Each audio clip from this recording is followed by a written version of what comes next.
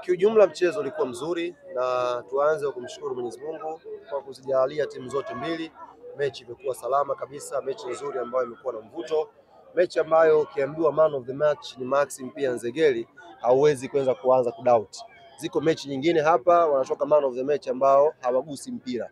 Kwa hiyo ni kiwango cha kuonyesha kwamba mechi ya leo standard yake ni standard ya kimpira ambayo imefurahisha kila mtu. Tupongeze sana wachezaji wetu, wamefanya jitihada nzuri na Mungu alikuja na approach nzuri. Kama ulifuatilia vizuri mechi, dakika 20 za kwanza hatukuweza kutengeneza nafasi yote ya kufunga goli. Kwa hiyo quality yetu ndio imetusaidia pia kuamua mchezo, kwa sababu nafasi ya kwanza tulifunga, nafasi ya pili tukafunga. Hiyo quality hiyo ndio sababu inayofanya Yanga tunashinda mechi nyingi, na ndio sababu inayofanya Yanga tunakimbiwa na baadhi ya mechi pindi ambako tunapangiwa kucheza nao. Kwa hiyo tunaendelea kujivunia kwa wachezaji wetu na tunaamini kwenye mechi mbili ambazo zimebakia za ligi msimu huu tutakwenda kushinda zote, alafu tuchukue ubingwa wetu inshallah. Mechi mbili zilizosalia kwa maana kwamba tuna mechi na Tanzania Prison ambayo itapigwa away Mbeya. Tuna mechi ya mwisho ya msimu dhidi ya Dodoma Jiji ambayo itakuwa ni mechi ya nyumbani kwa Yanga. Kwa hiyo bakia mechi mbili kwa mujibu wa ratiba ambayo tuko nayo kwenye upande wa ligi kuu ya NBC, na zibakia mechi mbili kimahesabu kwenye kombe la CRDB.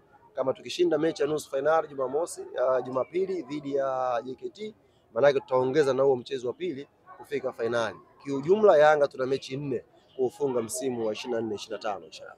Hali kuna mabadiliko ambayo yakifanyika upande wa kikosi.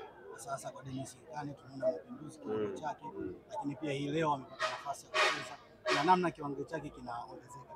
Unaweza kutuambia kwa jinsi wewe ambao unamuona Dennis Nkane? Kitu ambacho tunajivunia kuhusu Miloud Hamdi ni kutoa nafasi kwa wachezaji tofauti.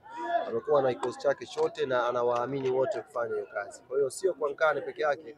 Nafikiri mnaona pia improvement kubwa ya Azizi na Mwile katika kiwanja anavyokuwa anaingia na mchango ambao anaotoa. Kwa kila mchezaji ambaye kwenye benchi la Miloud Hamdi anufaika na uwepo wake wa kumpa nafasi kila mmoja. Kwa tunaamini kuelekea mwisho wa msimu watakuwa wamepandisha viwango vyao, na hata panga likija kupita kuna mtu huenda akabaki kwa sababu tu ya mechi hizi za mwisho, kwa sababu ameonyesha kupanda kiwango na ikawa ni faida wake na faida wa klabu kwa ujumla. Ali imeshinda mchezo huu mabao 3-0. Huenda ni mchezo ambao unatazama sana kwa sababu pale juu tunaona kuna vita ya kusaka taji.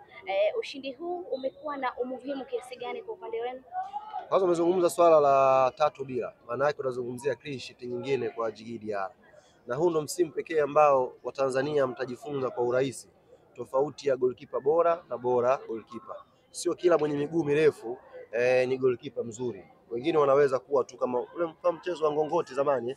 Yes. So kila mwenye miguu mirefu mkasema ni goalkeeper mzuri. Kwa hiyo Djigui Diarra msimu huu atakwenda kuwafunga midomo wote waliokuwa na doubt kuhusu quality yake. Hauwezi kumfananisha Diarra na magolikipa walenga ufunge, ama goalkeeper hawezi kufika daraja ambalo liko nalo Djigui Diarra. Kwa hiyo tunaamini ushindi wa leo huu ni maalum pia kwa Diarra kwa sababu tumepata clean sheet nyingine muhimu na ni serious sasa tunatafuta pia hiyo tuzo ya goalkeeper bora wa msimu. Tumzungumzie man of the match Maxim pia Nzengeli, kiwango chake. Yes, Maxim pia Nzengeli amestahili kuwa man of the match kwenye mchezo wa leo, na ni mchezaji mtiifu kwelikweli kwenye klabu yetu.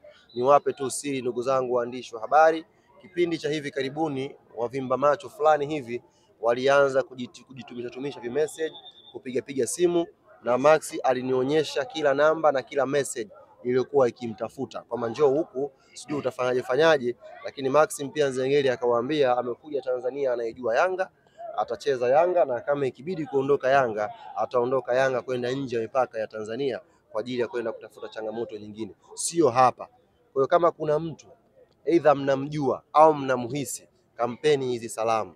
Maxim pia Nzengeli sio daraja lao, full stop.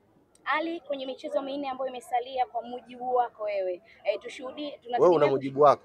Kwa mujibu wako tutegemee kushuhudia mabadiliko kwenye kikosi ili kuwapa wachezaji wengine nafasi. Wewe pia ni coach, ukiachana na msemaji pia. Wachezaji ambao wako nje, kwa mfano tumemkosa leo Pacome Zouzoua, lakini wamemaliza injury yake, alikuwa acheze lakini bado alikuwa hajafika 100% ya fitness level yake.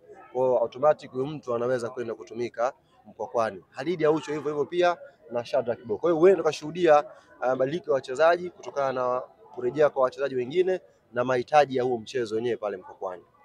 Msemaji, tuzungumzie kiatu cha ufungaji. Tunaona mchezaji sasa lakini Mzizi ambaye anakuja kiatu sasa, unajua kiatu cha ufungaji bora kinaweza kuwa changamoto, kwa sababu sisi tunapambana tufunge magoli mazuri, kuna wenzetu wanapambaniwa kufunga magoli ya kutenga. Sasa inaweza kuwa ngumu. Kama mtu kila siku anafunga penalty, anaweza kuwa top scorer kweli, lakini hawa kina Dube tumewambia wafanye kile ambacho mastreka bora huwa wanafanya, kufunga magoli ambayo hata watoto wadogo wanaofuatilia NBC Premier League wanaweza kutamani kucheza nafasi ya ushambuliaji. Huwezi kuwa top scorer kwa mpira unawekwa pale, umesimama, wapinzani wamesimama, kipa kasimama, alafu wewe ufunge. Hauwezi kuwa top scorer mnayo. Kwa hiyo inaweza kuwa ngumu kama utaratibu huo utaendelea kama unavyoendelea sasa hivi. Hali tulishuhudia moshi wa kijani na njano. Hiyo ina maana gani hasa? Ina maana kwamba hatuchezi. Dogo wangu umefurahi? ile tarehe 15 Juni. Shukrani sana.